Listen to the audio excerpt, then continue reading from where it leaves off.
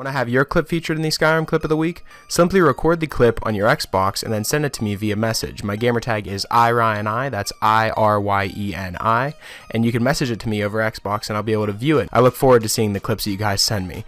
Now moving on to the video.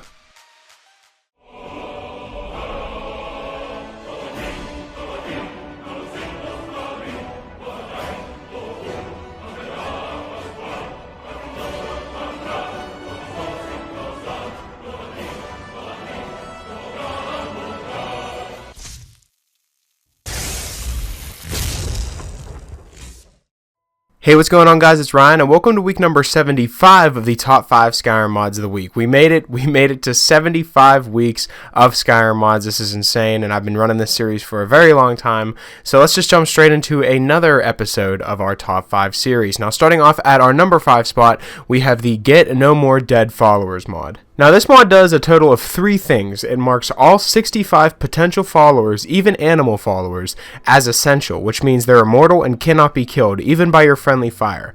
When their health drops to 1%, they drop to 1 knee, and no further attacks will harm them. It also levels all of the followers to a maximum level of 90, even the animal and creature followers, so they'll be more helpful in combat when your character reaches higher levels. It also lets you craft necklaces at a forge, which I'm showing you right now, to give your followers, which change their mortality, just in case you want to override the effects of a mod. For example, you might want to kill one that gets on your nerves, or so on and so forth. So that means if you start a new game with this mod enabled, then all of your followers will automatically not be killable, but if you are in the middle of a playthrough and you add this mod in, you'll have to go to the smithing area and actually craft the jewelry required, which is just 1 steel ingot. It's very, very easy to craft the amulet, and then you just put the amulet that you want. I put the one that the wearer cannot die. It gives him the immortality, so he can still drop to 1 knee and be hurt in combat, but he just can't be killed. And that enables the mod if you're already in the middle of a playthrough. And I just think it's very great because I always end up killing Faendal. Faendal is pretty much the only follower that I have in the game because I really like how his archery, and I really like him as a person as well. I just think he's a really cool follower. And when we're going through caves and we're trying to be sneaky and stuff, he'll ruin it, and then we'll get into a big battle, and then I'll end up killing him by mistake using a spell or something along those lines. And it's just really annoying to have to reload a save just to save Faendal. So this saves you the time of actually having to reload saves if you accidentally kill your followers, and makes it so they cannot die. So that's definitely why it comes in at our number 5 spot, so I'd recommend giving this mod a try. Coming in at our number 4 spot, we have the Realistic Conversations mod. Have you ever wondered why NPCs always seem to have a longer pause between each sentence? Well, no more. They're actually talking like people actually should now. Every social logic in Skyrim for NPCs is changed. They talk more often, and they talk to more people as well, and they will less likely greet you from a distance, which is something that I always hated in Skyrim, is anytime you walk somewhere close to someone, they just automatically want to tell you their life story. Like, I never really understood why people did that, but using this mod, it changes that so they won't greet you as often, and it will make them not act as robots. NPCs are also more clever and will know, for example, if they have already talked to an NPC and will therefore talk to another one or not talk at all. Expressions are also overhauled, and they express themselves when they normally should. Emotions are also overhauled as well, so you can see the NPC's face to look more alive. Did you accidentally run into some stuff and NPCs start to yell at you? Well, it won't actually happen as much now, because it happens way too much in the vanilla version of Skyrim. Now, I believe that this mod is a must-have for anyone that plays with the sound on and anyone that actually listens to the area around them, which is whenever you're in the big cities in Skyrim, such as Whiterun or Solitude, there's a lot of talking and there's a lot of NPCs everywhere, so listening in on conversations is just something that you naturally do, and this mod just makes it 20 times better and more immersive as well, so you're not stuck in a game that you feel not immersed in, and the people that are actually talking in the game actually sound like real people, and they sound like they're actually having real conversations, and you can listen in on them, and they sound actually pretty realistic. So that's definitely why it comes in at our number 4 spot, so I'd recommend giving this mod a try. Coming in at our number 3 spot, we have Anna's Interior Editor, New Edition. Now, I know in a previous episode I talked about the original Anna's Interior Editor, but this changes the entire game. It makes it so much more easier to use this mod, and it's pretty much revamped to be like the same mod, the Interior Editor, but it's way easier to use, and it's a full new mod in general. For those of you that don't know, Anna's Interior Editor allows you to edit the inside of any house or the exterior as well by placing furniture wherever you would like and crafting stations wherever you would like using scrolls. Now you can pretty much put anything that's available anywhere you please, and using the 2 spells in the game where you use the scroll to actually place the item, which I'll show you in a little bit, and then there's a new shout in the game that actually finalizes it. So basically how it works is you craft the item that you want. Say you want to put down a table or a bookcase, you'll craft it and it'll give you a scroll. You equip the scroll, and casting the spell of the scroll will place the item on the ground.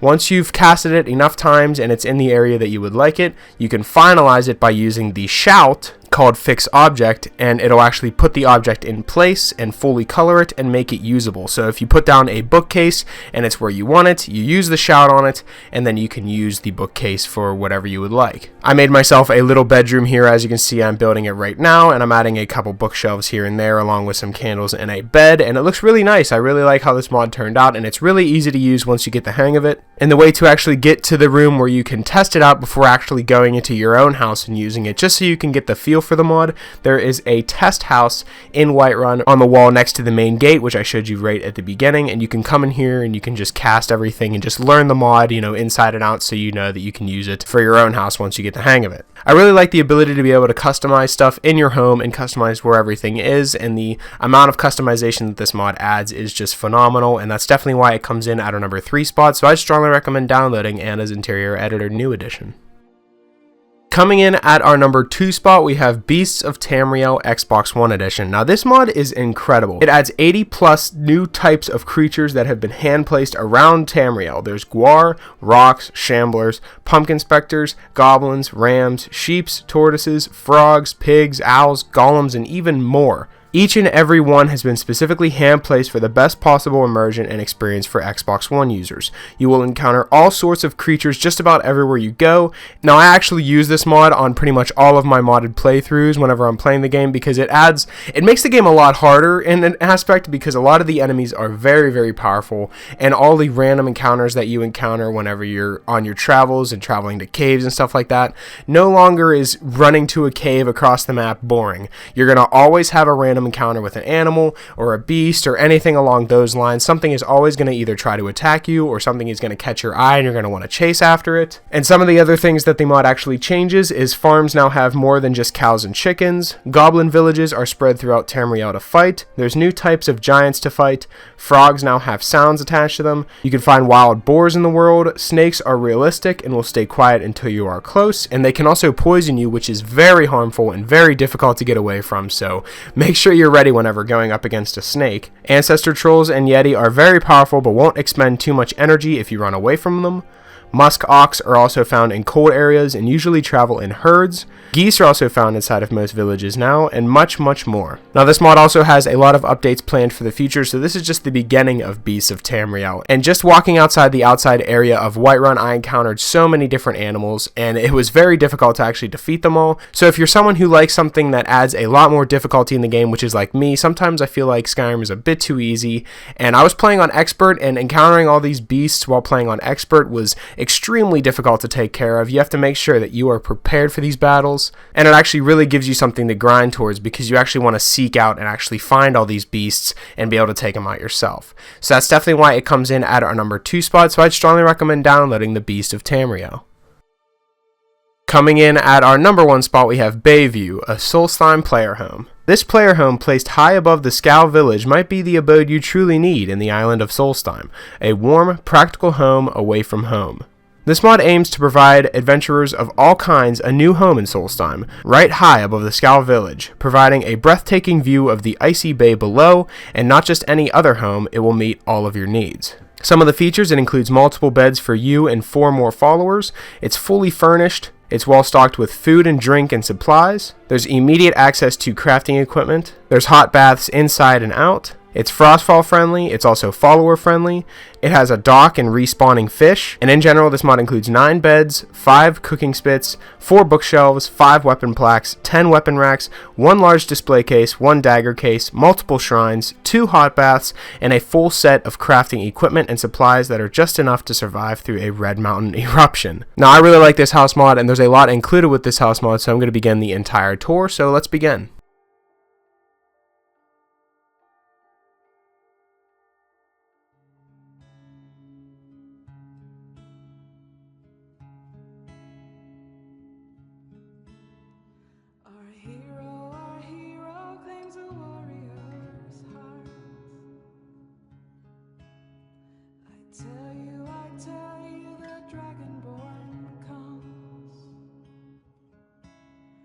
with a voice wielding power of the ancient order.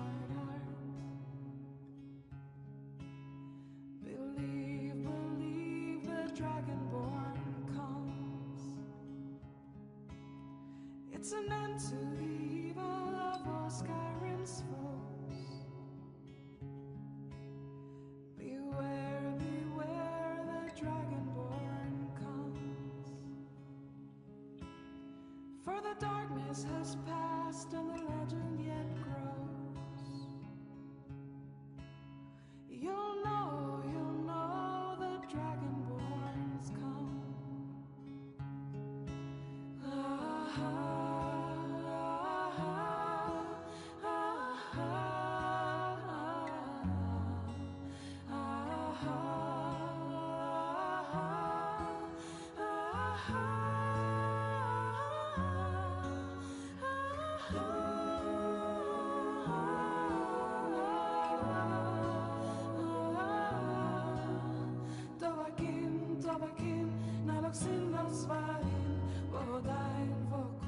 So as you can see, Bayview is an incredible house with no wasted space, and it is obvious that there was a lot of time put into it, and it's a great player home in general, and I really like the way that it's decorated. So that's why it comes in at our number 1 spot, so I strongly recommend downloading the Bayview player home mod.